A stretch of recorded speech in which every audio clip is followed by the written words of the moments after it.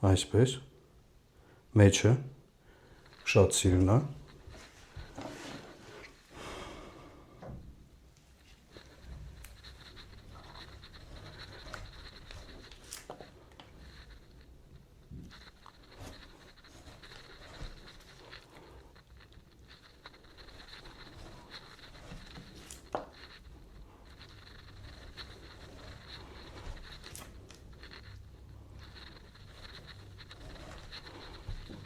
մյուս կտորը,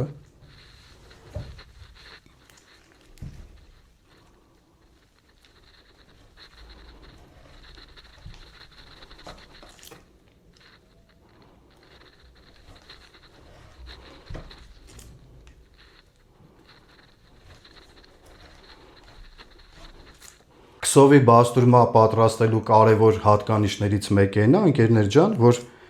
մենք պահել ենք չամանի մեջ։ Ոնց որ այն անգամ ես փորձեցի, նույնը նայեք, այս կտորն է, ինքը շատ լավ, մենք սկզբից process-ը արել ենք, աղի մեջ ենք պահել, պրես ենք դրել, չորացրել ենք ու եկել ենք այդ պահպանումով վերջի ֆինիշին ենք ասել, տենց ասեմ։ Հիմա նույն բանը ստեղ ենք անում, նայեք։ Միսը ինքը ամենակարևորը, ոնց որ նախորդ տեսանյութում ես ասեցի, ինքը միսը պոկվում է իրարից, նույն մեր ատամներն են։ Չամանը ինքը շատ բարակ է, չաման ընդհանրապես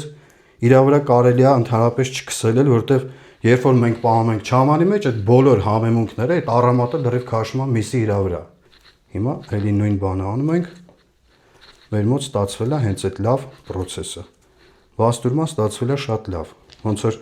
նախորդ տեսանյութում ասեցի, մեջն էլ է լավը, քսածն էլ է լավը,